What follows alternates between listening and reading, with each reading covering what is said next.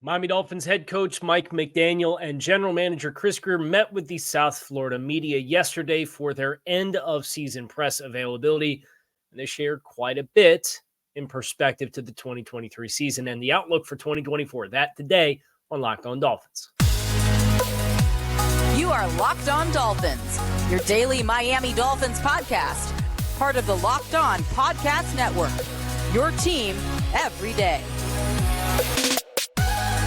All right, Miami.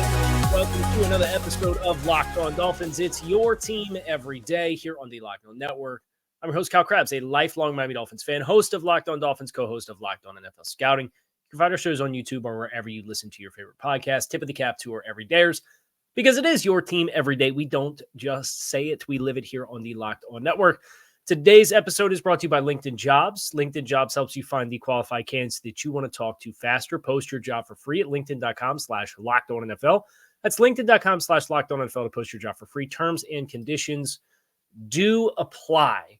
And we are working our way through this week, some of the debrief and the cool down and the climbing out of the weeds for this Miami Dolphins football team and franchise that, of course, took you on a memorable trip this season, but one that left you wanting more.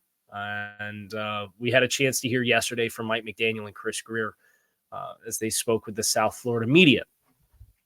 And it was one of the more extensive press conferences of the year. It's one of those ones, it's about a 20-minute press conference. I had a chance to listen through the whole thing. And I had some themes that I wanted to talk about as far as kind of just setting the table, some good perspective on what we should expect as fans of the team. So let's dive right in. The first thing that Mike McDaniel was asked about was Christian Wilkins and Connor Williams. These are obviously two quality starter plus players for the Dolphins roster, and they're both also expiring contracts. They play the area of the field for Miami that I think was the one that betrayed them, at least offensively, down the stretch and dictating terms at the line of scrimmage. And Christian Wilkins obviously had himself a very strong season and illustrated his value as a three-down player at the NFL level. Chris Grier was asked, is it a priority to keep both of those players? And Chris Grier gave you I won't say politically correct, but he gave you the GM speak answer, which isn't a surprise.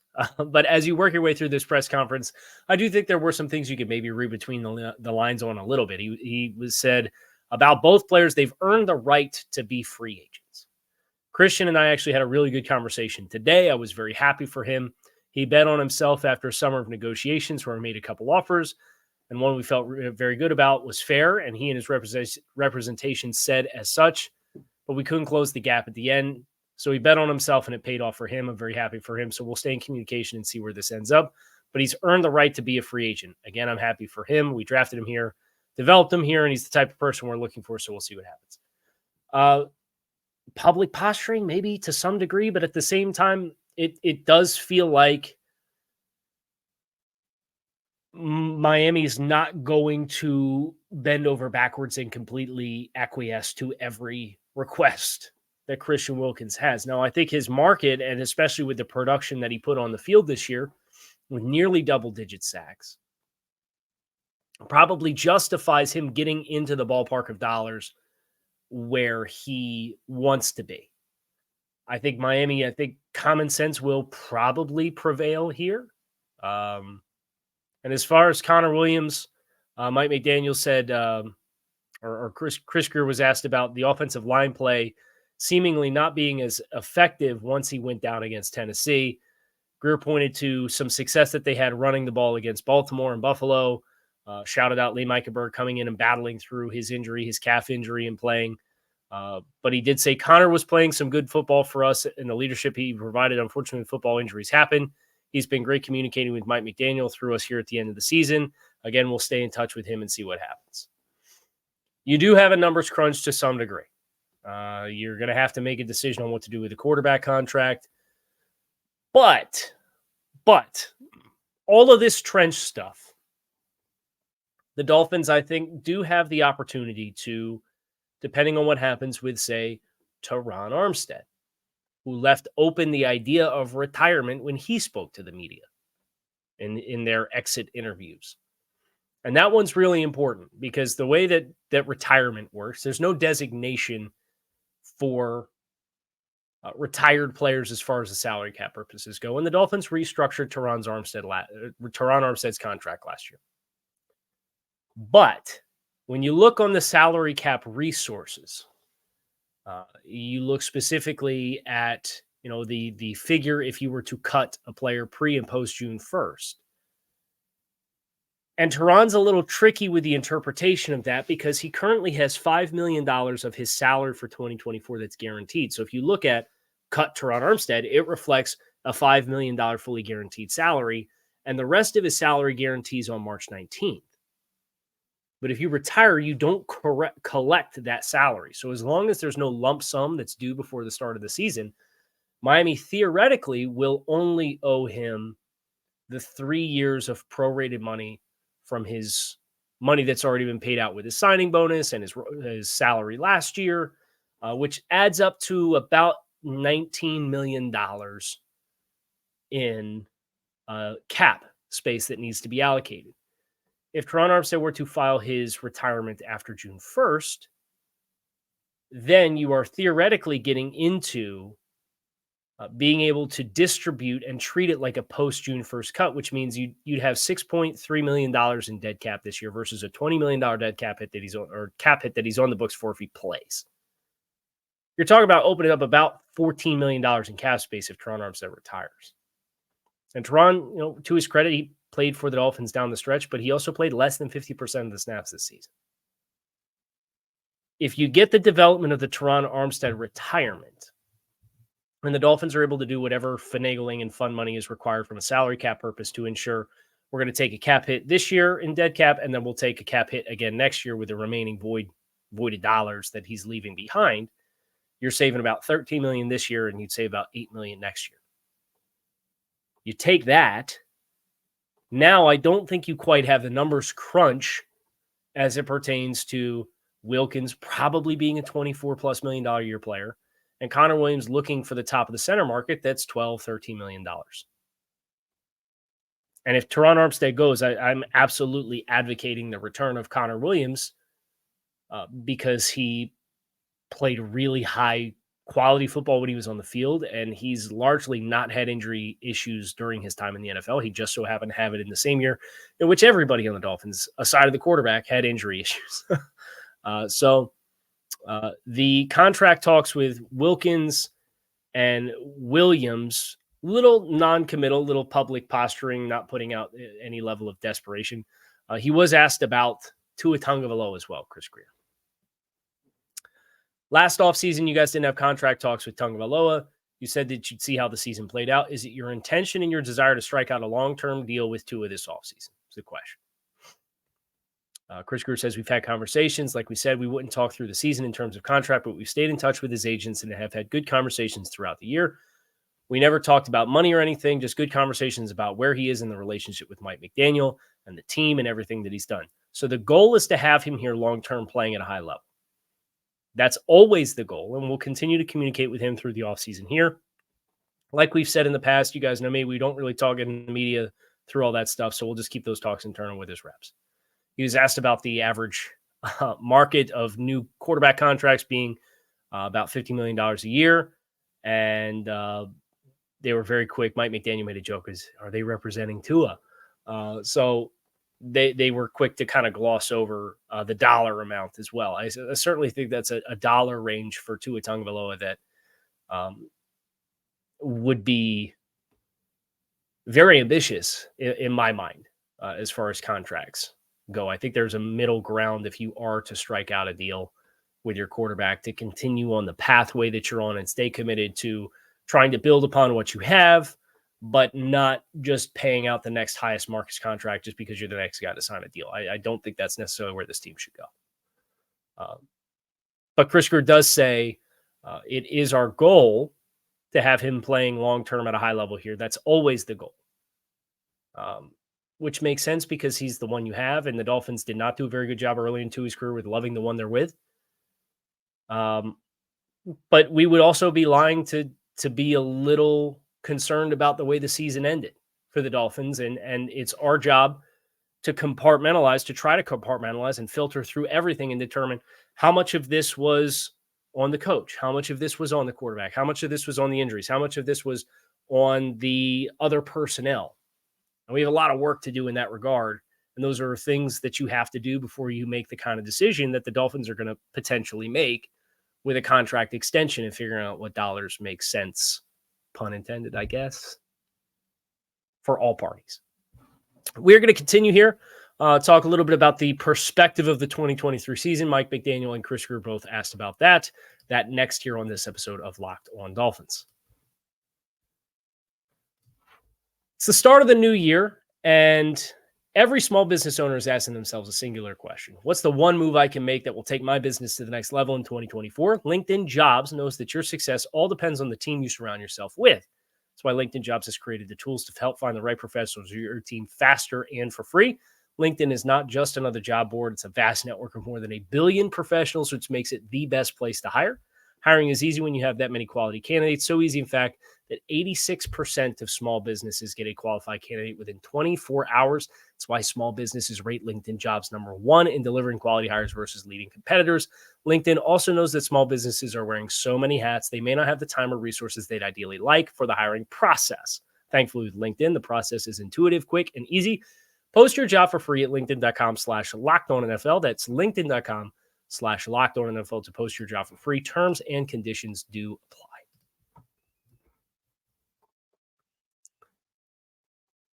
Chris Grier's next question: how successful would you say the season was, even though it ended in the wild card round? Because that's obviously everybody kind of at the beginning of the season talking about expectations for the team and alluding to divisional title, wild card or playoff win. Haven't had one in so long.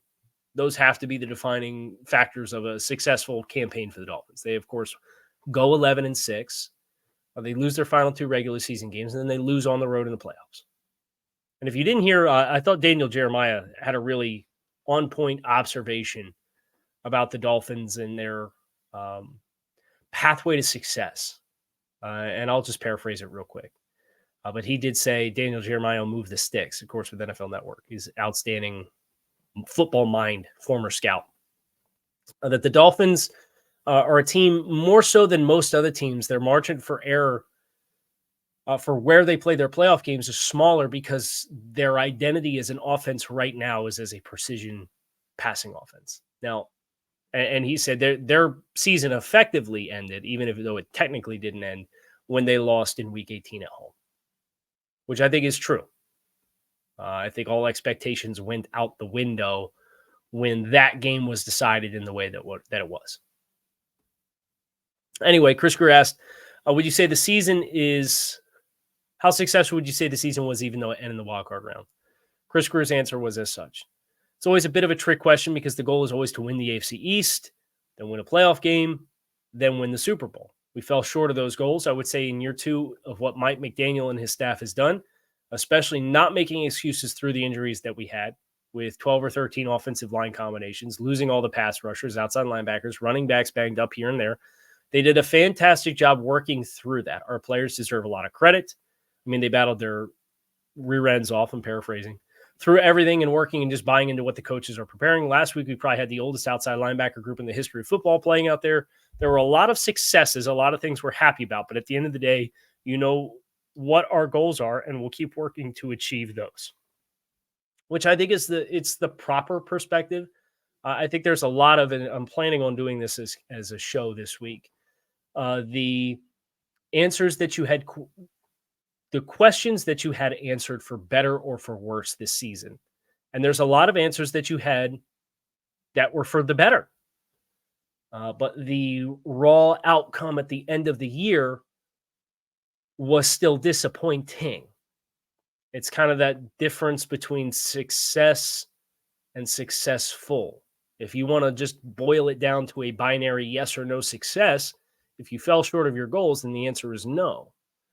But I think there's a number of different ways in which this season was a successful campaign for Miami. Chris Grier kind of echoing that sentiment himself.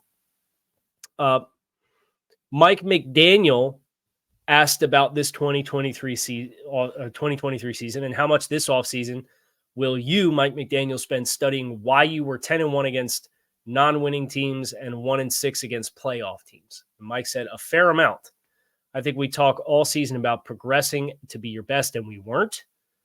I talk about a narrative is a narrative, assuming you're getting better, learning from it. When you ultimately fall short, then you have to look at it between the eyes and look at where we had successes and where we had failures, and not really harbor any defensive mechanism because it's the bottom line. So you are what your record says you are. We feel good about our process, but everything has to really be evaluated. First and foremost are the shortcomings. You have to look at what you do well, but it's always the last thing on your mind is the offseason. So you have to go through the transcripts. When we're having this press conference a year ago, we weren't necessarily talking about pre-snap penalties, I don't think. For me, I knew they were an issue. But then you take a step back, you critically assess everything, you see how much of a hindrance it was on our overall productivity, and you make it an emphasis. You get what you emphasize. So then it's supremely important we look at everything, not assume it's correlation or causation. Look at everything flatlined and find the ways you can get better. That's what I think players sign up for and organizations depend on. Okay, so yeah, looking at everything. I know he was asked about play calling. He was asked about his coaching staff. I was kind of dismissive of any changes. We're still grieving through the process collectively as a coaching staff. The main thing that I'm trying to do is make sure I maintain and communicate with the players as they go through their exit interviews. Between 50 and 70 guys I have to meet with. Then we'll get together as a coaching staff and kind of undress the season in a painful but productive way. I think that's what all healthy staffs do, regardless of success or failure. So there is kind of this whole robustness of self-scouting at the end of the road. And Miami is really just beginning to kick off and inspect.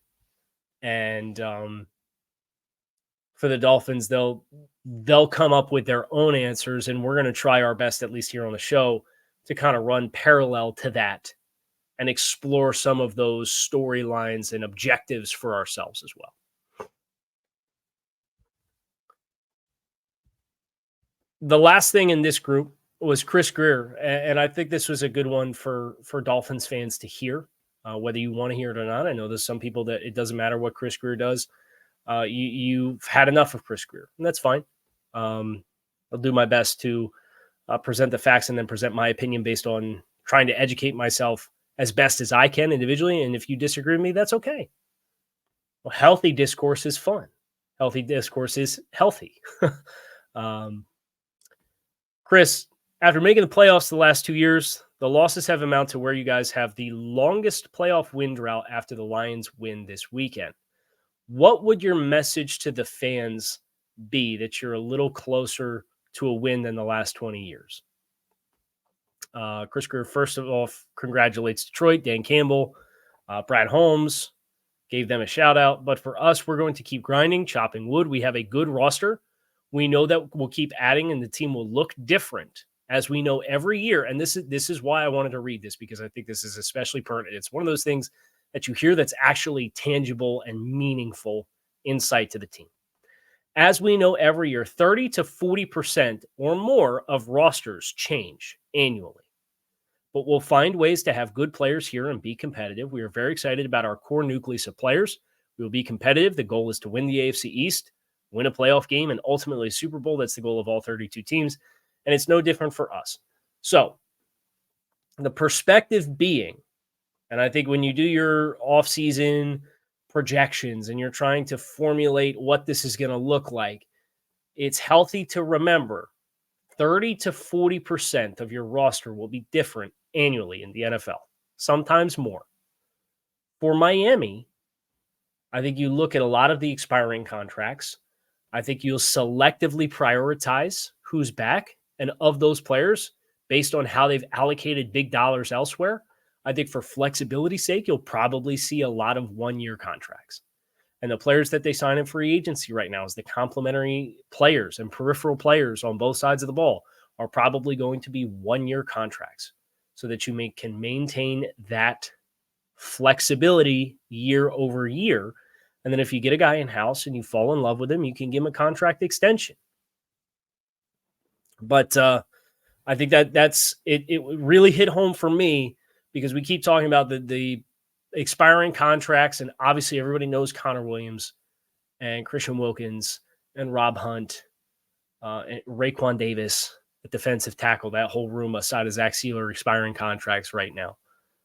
There's players that are under contract that are not going to be here, but it's Teron Armstead via retirement potentially, or Xavier Howard as a post-June 1st cut, or Emmanuel Agba for a cap savings maneuver. Like all that stuff's on the table. All of that stuff is stuff to be mindful of. I think about guys like Jeff Wilson and Mike White, who have pretty decent sized salaries, who didn't play. Like all of that's under the microscope. All that stuff's on the table, and just be mentally prepared for the amount of turnover that is normal turnover in the NFL, because it's going to come.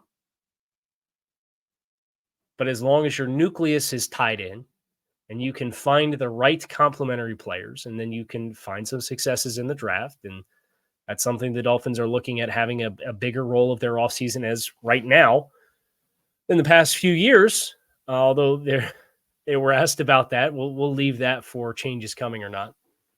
It's a perfect segue for us to get into our final segment here on Locked on Dolphins, so stick with us. The NFL postseason is well underway, and there's still time to get in on the action with FanDuel, America's #1 sportsbook. Right now, new customers get $150 in bonus bets guaranteed when you place a $5 bet. It's $150 in bonus bets, win or lose. The app is super easy to use. There's so many different ways to play, like the same game parlays. You can find bets in the new Explore tab, and you can make a parlay in the Parlay Hub, which is the best way to find popular parlays and more. So visit FanDuel.com/lockedon to make your first bet a layup with FanDuel, official partner of the NFL.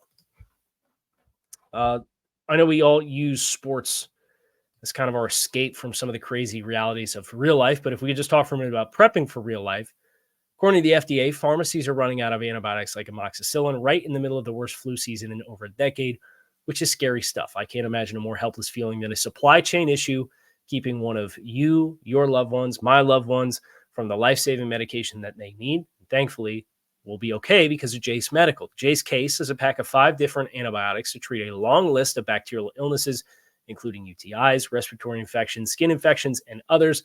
This stuff could happen to any of us. Visit jasemedical.com and complete your physician encounter.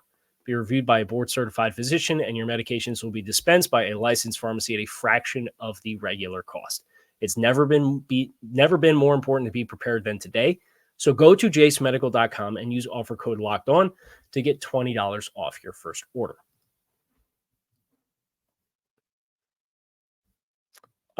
Chris Grier asked, Mike McDaniel joked about can't wait to have a first-round pick next year for the first time around the NFL draft last year. Do you guys still plan on using that pick? And how are you definitely going to have a first-round pick this year? How important is it now that you have a full draft to make the most of it? Chris Grier laughed. Can't promise anything, but we'll see. We've had a couple draft meetings with the scouts, and they're coming back in February, and we'll hit that hard before we go to Indianapolis for the NFL Scouting Combine. But also, if there's an opportunity that we feel can help our roster and make sense, and most of the guys we've traded for have been in an age bracket too that makes sense for us to do that if you're going to move a pick like that. So we're always open to listening if people want to contact us as well. I know he wants a first-round pick bad. Good for you, Chris. Leave that door open, baby. The Dolphins, of course, last 2 years, their first-round picks have gone to Bradley Chubb. First-round pick has gone to Roger Goodell for the tampering charges against the Dolphins. It was a part of their 2 first-round picks they were supposed to have for the 2023 NFL Draft. And then, of course, the 2022 first-round pick went to the Kansas City Chiefs for Tyreek Hill. So you look at the production of the players that you've moved. They've been players in their mid to late 20s that are getting big contracts. And those players have come in and performed at the level of first-round picks. Now, you've accelerated those big contracts. And that's been something that, as we look at this Dolphins team, you do acknowledge the need to find more rookie contract talent to help stabilize your unit year over year and the forecast of the stability of the nucleus of the team. It's important. And what they end up doing with that pick, we will wait and see. They're currently scheduled to pick 21st in the 2024 NFL Draft. That's a good spot. You've seen teams in the past come up from a pick in the late 20s, getting into the top 10 to make a splash.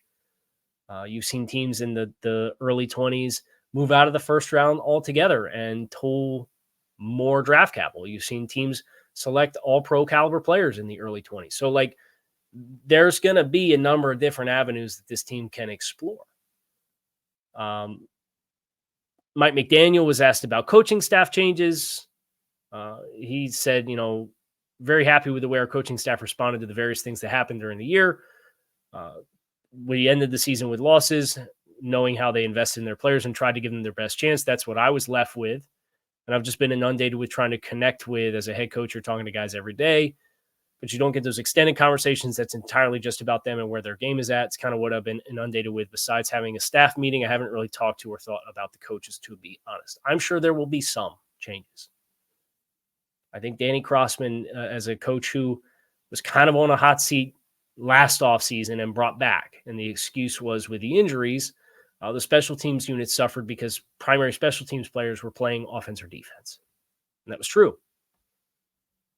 But the transition from, and this is kind of keying up another content idea that I want to do, which is personnel move wins and losses. Thomas Morstead to Jake Bailey was as big of a downgrade as this roster experienced on either side of the ball, all three phases. You took a big regression with your kicking game. And you again kicked to opponents. You had Marvin Mims run a kickoff back for a touchdown. You had Baltimore run a big kickoff back. You had the punt return against Buffalo week 18 that was a back-breaking play that took all of the momentum out of the stadium and tied the game in the fourth quarter. And you led by a touchdown trying to win the division. And granted, there's context there. Cam Good blows his knee out on the play in the hole. That's not Danny Crossman's fault. But if you look at the overall performance of the special teams unit for 2 years now, that's a move I am not surprised if it's made. I think there's probably some assistance that may be changed and churned as well. You had some big hits, but think Butch Berry, there's in the post-op of the season, you sit down and you look at the offensive line performance and you look at the offensive performance down the stretch, and you acknowledge that it really could have been better, and you were still ultimately limited in the wrong kinds of ways. And I acknowledge that too. But when your third highest snap taker on your offensive line is Lester Cotton, and respectfully, he's the worst offensive lineman on the roster. And he takes the sixth most snaps of any offensive lineman, or not any offensive lineman, of any offensive player on the season. Lester Cotton took over 600 snaps of offensive play this year. And I know they had their own evaluations of the players, and Rob Jones was injured for a stretch as well. But of the players on the 53, Lester Cotton was the least attractive player to be in the starting lineup, week over week over week over week. And he played over 600 snaps this year. You only had two offensive linemen take over 700 snaps, Austin Jackson and Liam Eichenberg. Liam Eichenberg started the year as a non-starter. So your second and third highest snap takers on your offensive line were Liam Eichenberg and Lester Cotton. So when you get down to the nitty-gritty and you're looking at why you're limited offensively and why you don't necessarily have the successes that you have, it's probably the fact that Austin Jackson took 989 snaps, Liam Eichenberg took 815 snaps, Lester Cotton took 616, Kendall Lamb took 613, Robert Hunt took 547. Robert Hunt did not crack 50% of the snaps this year. Teron Armstead took 524 snaps this year. That's 47% of the snaps. Connor Williams took 497 snaps. That's 45% of the snaps offensively. Then you do get Rob Jones back. He takes 418 snaps. That's 38% of the snaps. Isaiah Wynn takes 35% of the snaps, 392. It's like y'all got six different guys playing at least between 35 and 60% of the snaps on your interior offensive line throughout the entire year. You foil that versus some other offensive lines. Tampa Bay, just Tampa Bay. Tampa Bay ends up finishing the season, I think, 4 offensive linemen over 1,100 snaps. The Denver Broncos had 4 offensive linemen over 1,000 snaps, and their fifth had 915 snaps. Buffalo Bills, I don't think they had a starter miss a game all season long. So you look at these teams, Kansas City Chiefs had 4 offensive linemen in their top 5 snap takers offensively, all over 1,000 snaps. And you contrast that, and if you want to point the finger to Chris Grier, you want to point the finger to bad luck, you want to point the finger to the players, like, I don't care where you want to point the fingers. Those are the facts. And as I'm trying to work through all of the information to properly compartmentalize all the factors at play and how it gets better, that weighs heavy on my mind. You didn't have the continuity you needed up front to get better running the ball, particularly on the interior, because at least you had Kendall Lamb as a stable player taking 613 snaps. He and Teron Armstead combined, and then Austin Jackson. You were somewhat stable at tackle. You had no stability in the interior offensive line. So how much of that is guys you bring back? How much of that is guys you flush out? These are the kinds of questions when you talk about changes coming, we need to explore. And we will here on Locked On Dolphins. Hope you guys enjoyed this discussion on the exit press conference for Chris Grier and Mike McDaniel. That is going to do it for us here today on this episode of Locked On Dolphins. Make it a great rest of your day. You can find us on YouTube or wherever you listen to your favorite podcast. For now, we're out of here. Fins up.